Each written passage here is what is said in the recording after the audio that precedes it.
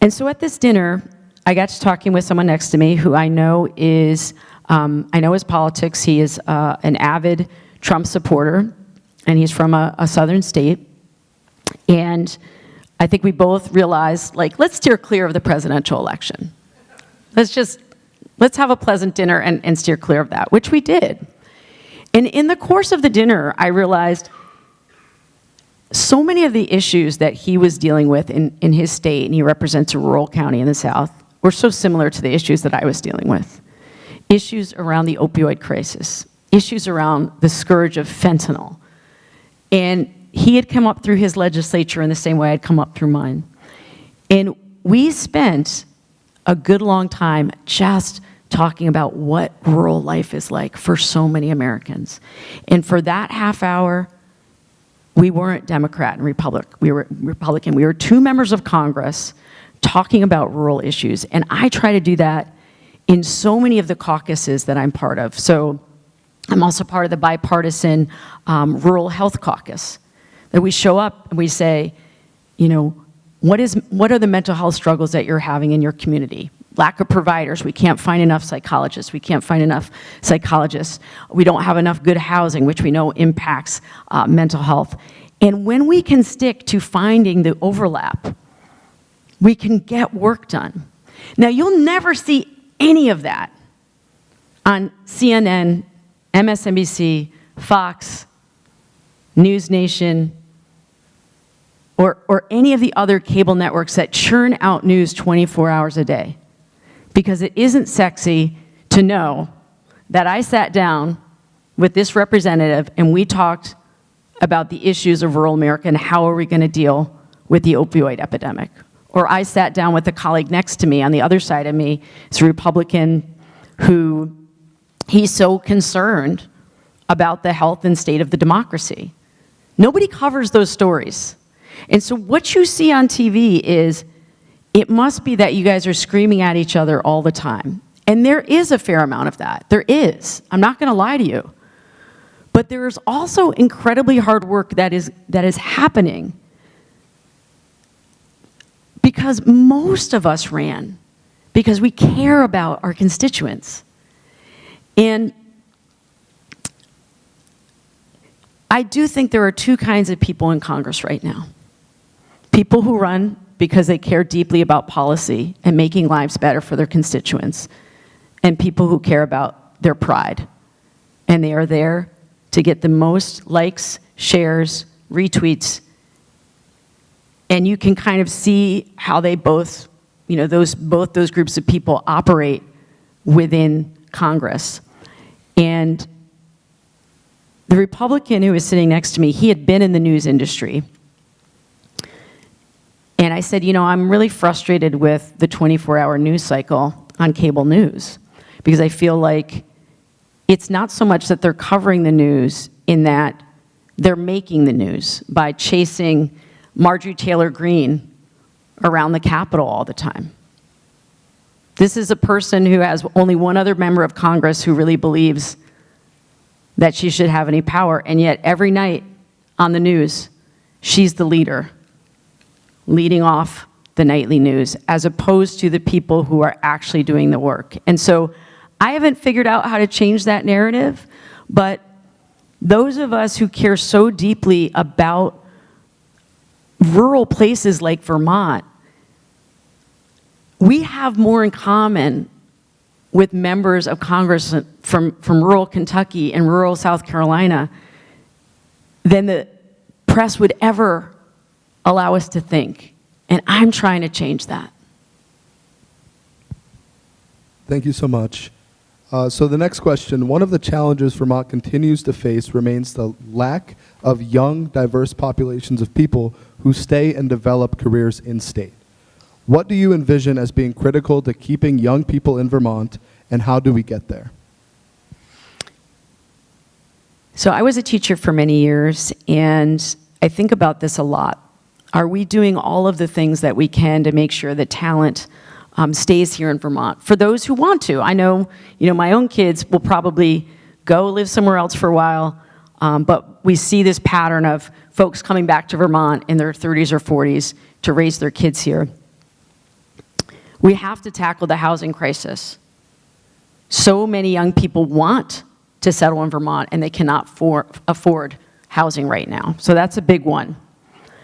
There are thousands of jobs open in Vermont right now, tens of thousands, that are going unfilled. So if you are interested in staying in Vermont, there are many, many opportunities available to you right now. The biggest impediment to you finding that success here is actually the housing and not the opportunities. And we, at the federal level, can do a lot more. Vermont's tiny. We don't have the money or the tax base to do all of the programs that we want to do to support young families. But at the federal level, thinking about investing in supports around first-time home buyers down payment assistance, making sure that wages keep pace with inflation, making sure that people have, whether it's paid family leave or child care supports. And this, I think, is difficult for many of my colleagues to understand in Congress who are much older, because I will hear from them, well, I didn't need down payment assistance, or I didn't need student loan forgiveness, and I did it. Why can't these young people do it? I hear that a lot. Why don't they want to work? Why don't they want to put the time and energy in that I put in? And I always say, what you did is different from what young people are doing right now. Everything's more expensive when adjusted for inflation. Housing's more expensive, education's more expensive. They're carrying many, many more loans than you ever had to. The metrics by which you're comparing your life to the life of young people is apples to oranges. And so I have asked for a giant investment in housing. The bill that I put in a couple months ago, it's $500 billion invested in housing. And people will say, that's too much. It's actually commensurate with the need right now. Across this country, millions and millions of units of housing are needed just to keep pace. And so, again, it's policy, and it's also changing the way that we think about these issues. And I am not a millennial. I am not Gen Z. I'm Gen X. And I feel like I've spent so much time in my political career trying to translate between generations above me and below me, because there has been this narrative that has taken hold around young people today that is just wrong. And it's holding us back from passing the legislation that will support young families and make it possible for them to stay in Vermont. Thank you so much. That was fantastic. So with the next topic, we're going to be talking about mental health and wellness, and I will still be moderating this section. So yeah.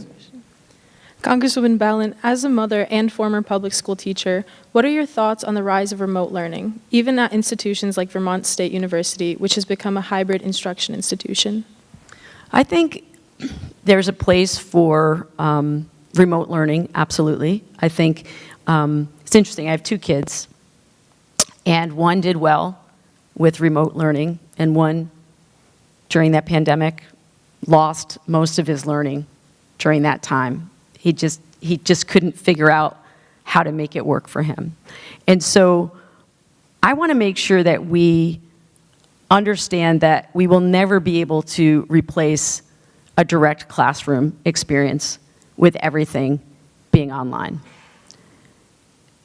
And that for some students, that is a way for them to participate when they might not be able to otherwise. So I think hybrid has a lot of potential. I get deeply concerned that we have a crisis of loneliness right now and disconnection. And it's such a national crisis that our Surgeon General has actually really dedicated his work to trying to ameliorate this. And this was happening prior to the pandemic, but the pandemic made it more acute. And I think as we continue to get more comfortable talking about mental health,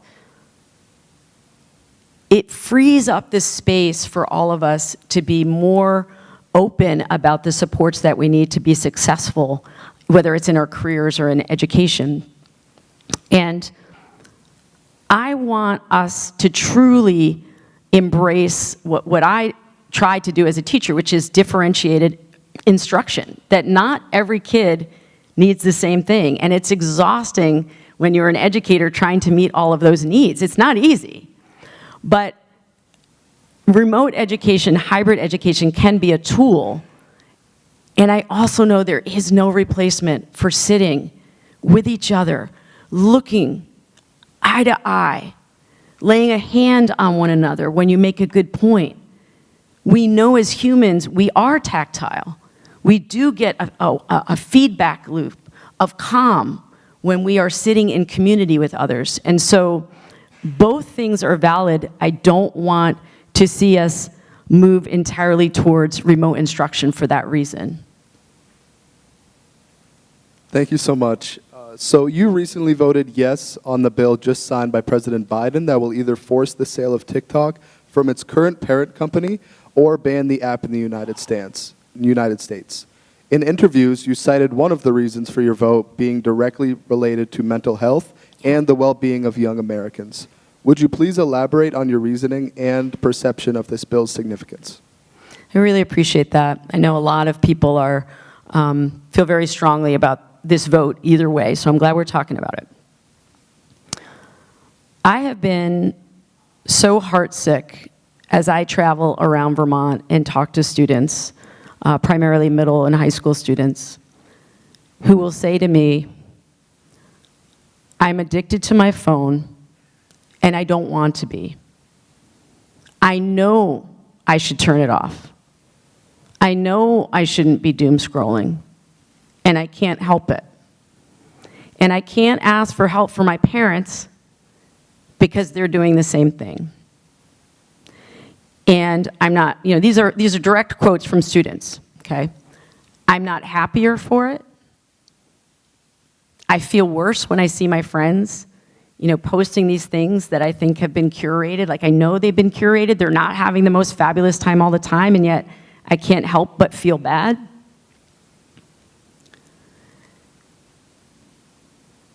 And one student said to me, I resent that these companies are making money off of me and my mental health. And that really struck with me. It really, really, really stuck with me.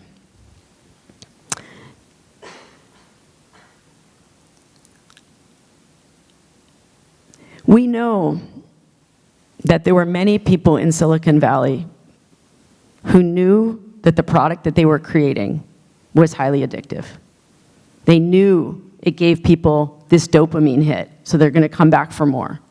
And there were people who were working on that technology that were essentially whistleblowers at that time, saying this is an incredibly potent tool, not just to keep people online when they don't necessarily want to be there anymore, but to drive us into extreme positions through algorithms. So that worries me.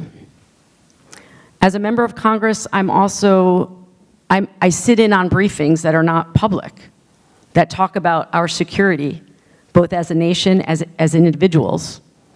And I have deep concerns that so much of our personal information is being aggregated, but also individualized. Here's what I mean.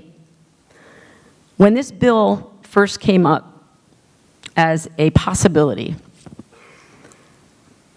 TikTok was able to geolocate so many of their users, and we're able to lock them out of the app and essentially say, if you want to unlock the app, push this button, you need to call your member of Congress. So my team got these messages from people who didn't actually understand that they were calling directly to my office.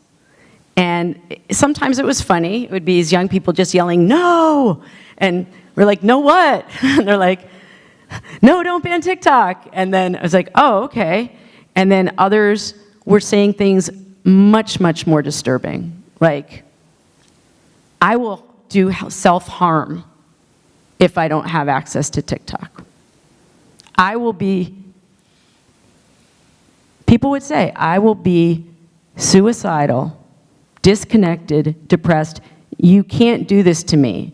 I spend hours and hours a day on TikTok. That is my solace. That is my comfort.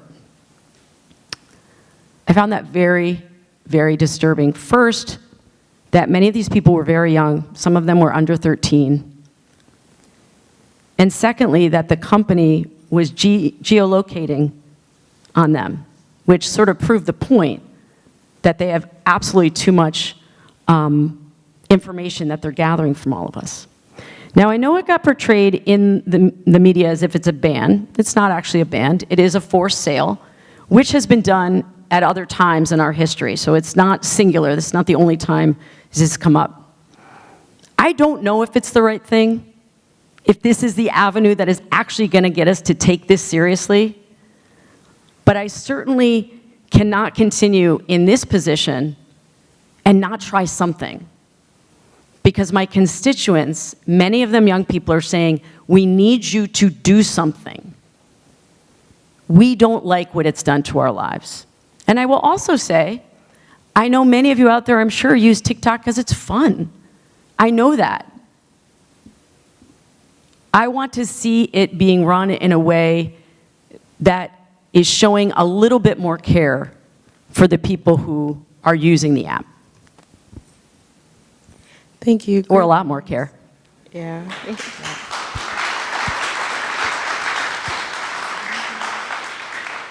So our final question in this section is, how has, in your opinion, increased national focus regarding gender and trans issues contributed to mental health issues, particularly among young people?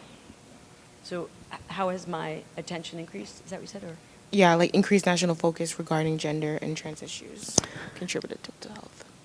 So when I entered Congress, I was assigned to two committees. One was the Oversight Committee, the other was the Budget Committee. And in the first few months, one of my colleagues who had been on the Judiciary Committee decided to leave Congress early. He retired and took a different job.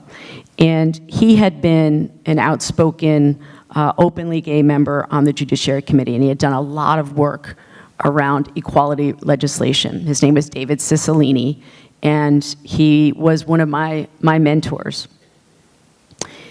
And when he left, there was, and it's a very big committee, dozens of people on that committee.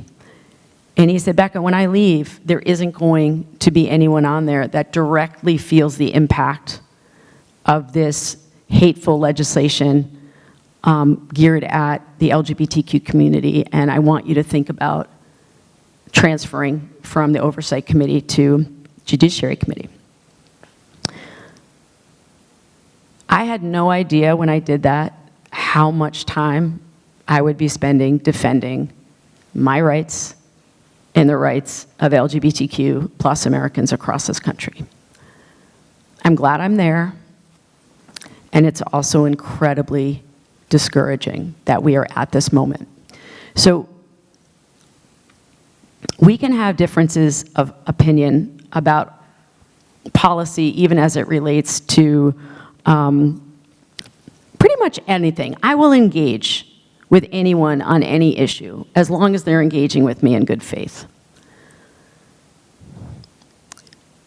Coming into this Congress, there was a Republican think tank that realized that people were not as fired up and as angry anymore about same-sex marriage, that boat had kind of sailed, that most people knew somebody in their community or in their family or their neighbor who was in a same-sex relationship. And so that didn't have the same visceral draw to drive people to the polls. And they landed on the issue of trans kids and their families, because they did polling and research and they found out fewer people thought they knew a trans member of their community. Fewer people thought they had ever met someone who identifies as trans. And they took advantage of the fact that people themselves felt uninformed and ignorant on that issue. And there was a great expose, I can't remember if it was in the Washington Post or the New York Times, on this concerted effort to find an issue that would be incredibly potent and divisive.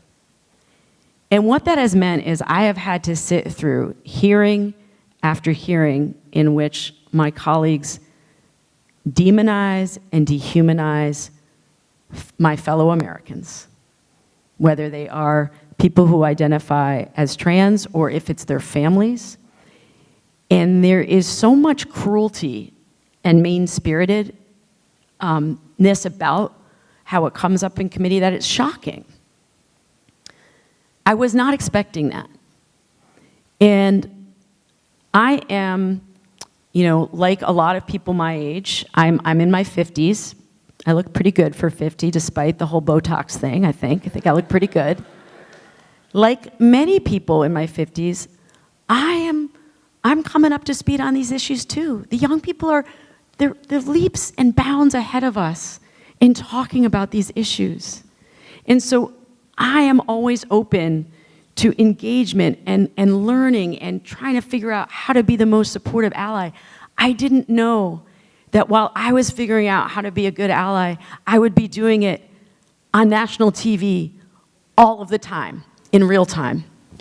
And the number of parents of trans kids who would come up to me after my hearings, and they'd see it on C-SPAN or on CNN or MSNBC, and they'd say, "Thank God somebody is speaking up for my family." They talk about us like they hate us, like we are responsible for what is wrong with this country. And there was, obviously I feel very strongly about this, and I'm getting emotional, but I was in a hearing in which the witness that we brought was a Republican, conservative woman who'd never voted Democratic. Republican, conservative, mom. Oh, she's also devoutly Christian, mom of a trans kid. And she had to sit in that hearing and hear my colleagues say horrible things about her and her family. And she was like, "I am like you. You're a Republican, I'm Christian, I'm conservative. This isn't about that. This is about families, it's about supporting my kid. Like, why can't you see that you are making my child a political pawn?" Those are the hardest days that I have in Congress, in that committee, when I see so much meanness and cruelty for political purposes. And I wanted you to hear the emotion in my voice, because we all need to get back to talking about our fellow Americans, whether we understand their lives or not, that they are worthy of love, that they are worthy of support, that they are human, that they're worthy of being treated with basic human dignity. And if we can't do that as elected officials, there is something seriously wrong with the system that promotes these people into leadership. Thank you so much.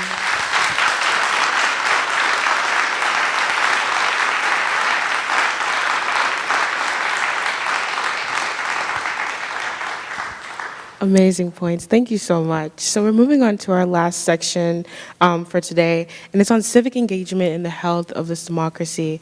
And so the first question is, across the nation and on this very campus, young people have been advocating for Election Day to become a federally recognized holiday. First, do you support these efforts, and how do you believe such a move would impact voting in America? Yes, I absolutely do. I think in some jurisdictions we make it incredibly difficult to vote. And so in Vermont, we've done a better job than in many states. So you have automatic voter registration. So if you if you fill out application for a license, you're automatically registered. If you want to register same day at the polls, you can do that. We've made it very easy here, but that's not the case because we don't have federal law that dictates that. So there's so much work to be done on the structure of being involved in voting across the country. So that's one piece, is like, we can motivate people to get to the polls, but if structurally we make it difficult for them to get registered and to get there, then it's kind of hollow, right? It's kind of a hollow promise. So federal legislation that really makes it easier for people to be involved. We in Vermont also allow folks with a felony conviction to vote. That's not true in many jurisdictions. There are issues around the hours of polling places. I would like to see that, to have a national standard about that. You shouldn't be, it shouldn't be a situation where you are in line for hours and hours to cast a vote. That's just, patently that is not meeting the needs of the electorate. So there, again, structural issues. In terms of how to make the work that we do, I think what's under your question is, how do we make the work that happens in government relevant to young people so that they would want to be involved? And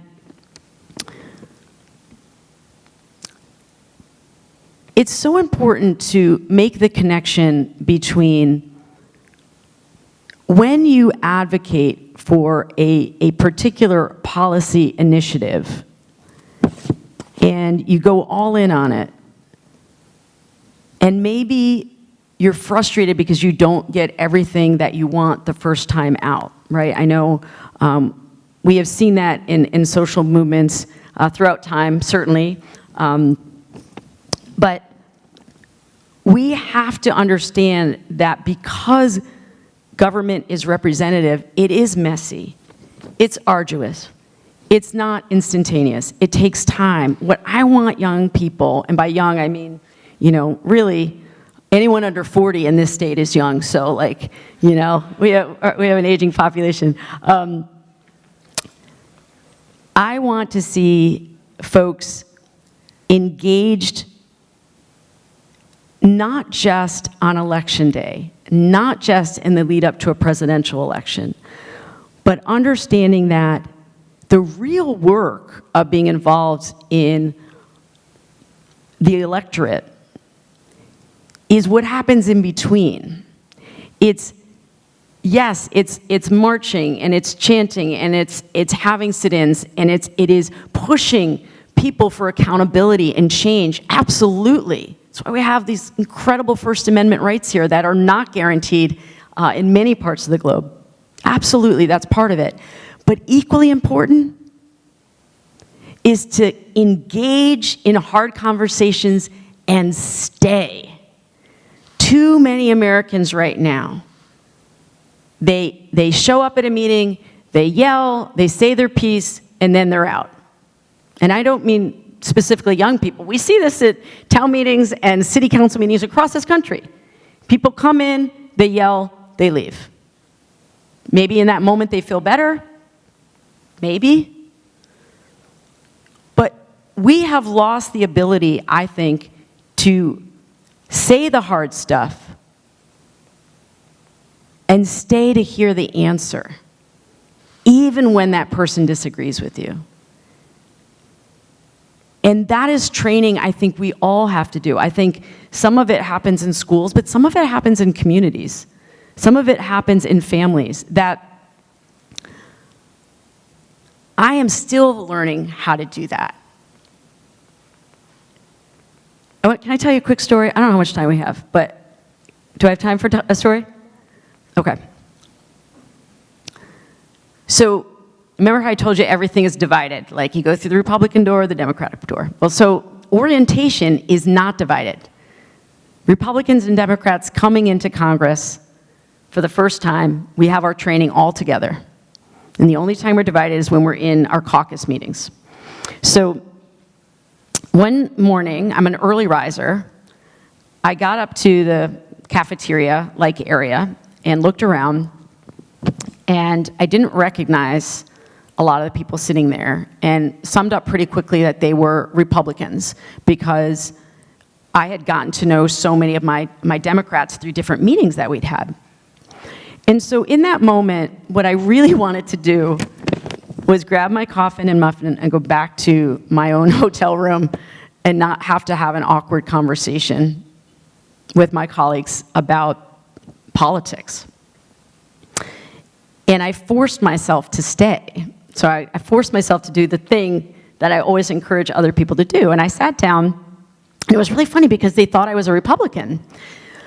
And so they were talking to me about issues that are important to them, and how the RNC was driving them crazy. And you know what I mean, right? I mean, when the RNC gets involved, like, it's crazy, right? And I said, no, I don't, because I'm a Democrat.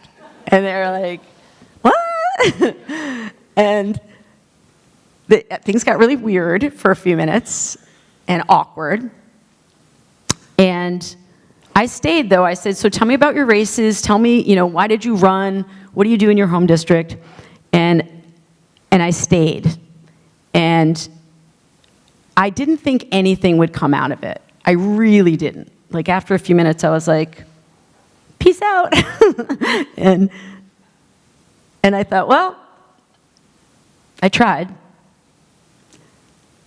The woman who was sitting next to me, who I had the awkward interaction with, who was like, why are you sitting with us, basically, she became a friend.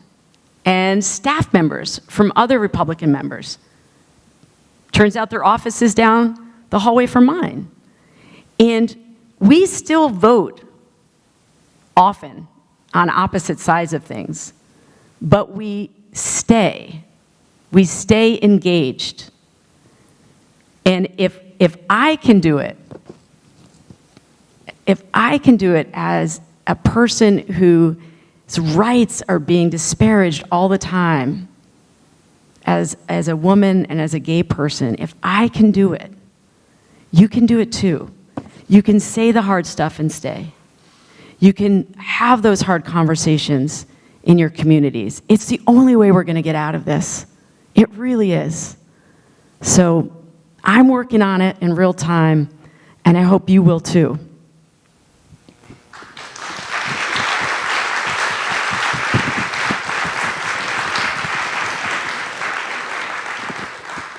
Thank you so much. This is a fairly lengthy question, so please bear with me. When this event was first announced via campus-wide email, one student messaged the event coordinators upset that there would be no conservative representatives up on stage with you this afternoon, and accused them of being non-inclusive and one-sided. When asked by the coordinators to take this as an opportunity to pose challenging and important questions that might spark a more diverse conversation, they were told that they had no questions to ask and were not interested in participating in the event. How do we, or should we, talk about democracy itself when it's perceived as such a partisan issue? Have you seen any trends or events that you believe might have contributed to this rising ideology?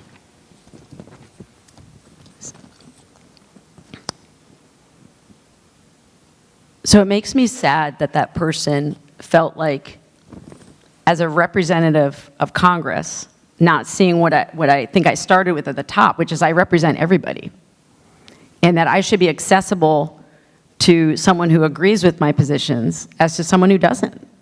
And that in an open forum, right, I want a diversity of opinion.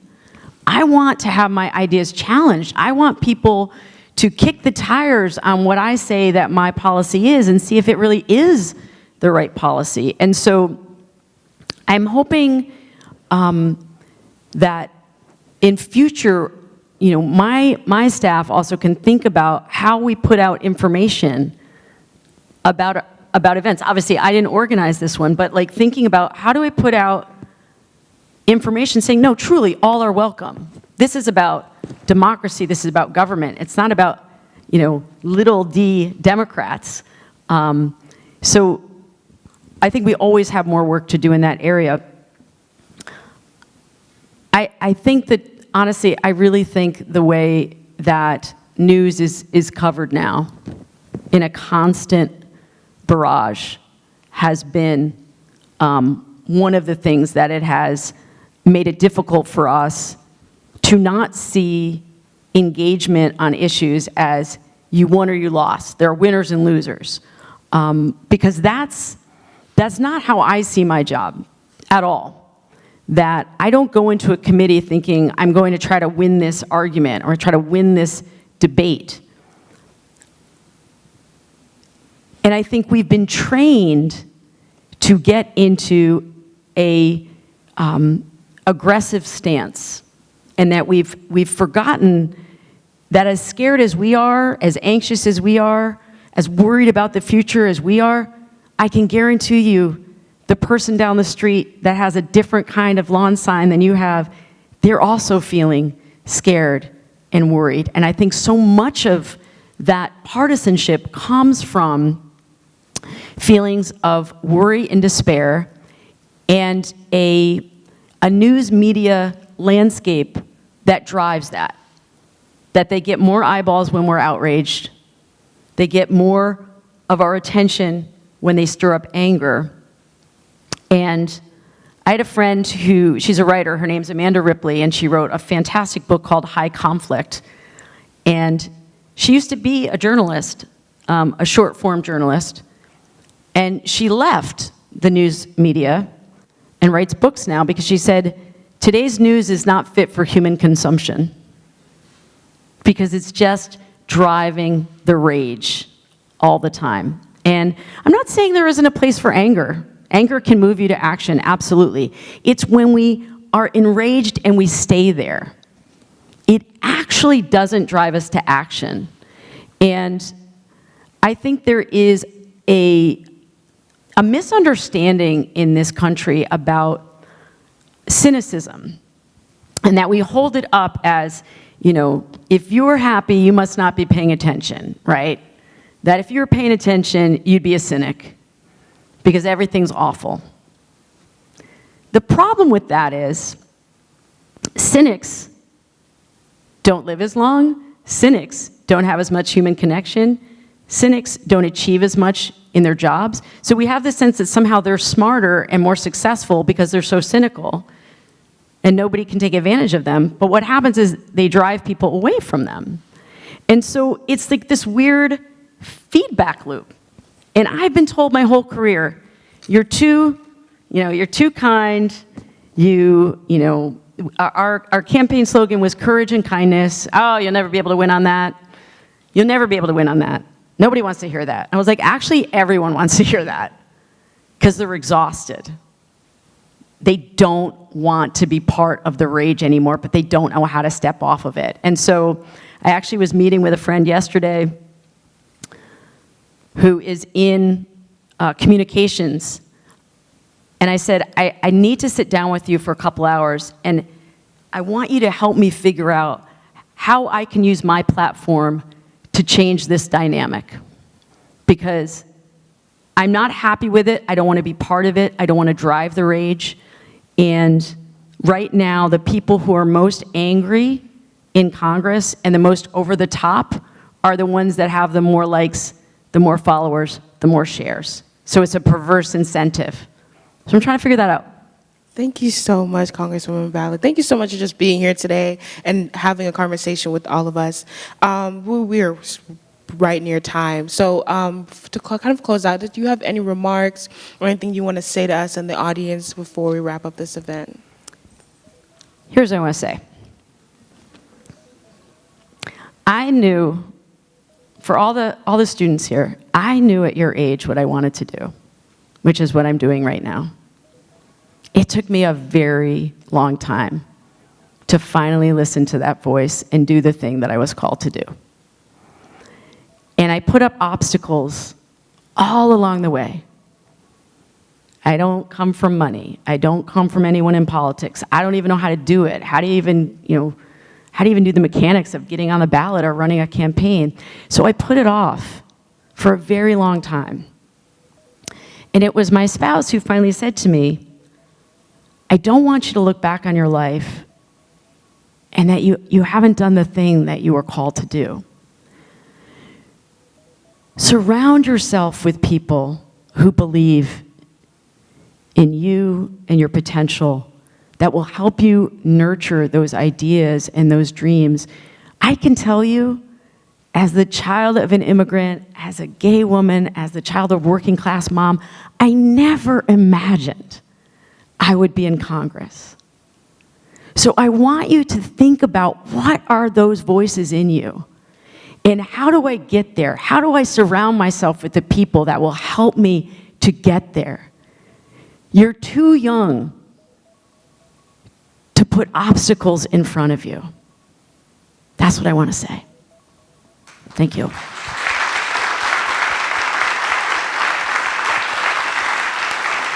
Let's hear it for the moderators, please. The moderators and the organizer. They did a phenomenal job. And please give it up for Congresswoman Becca Balint. This is how it's done. They did such a good job. Really good.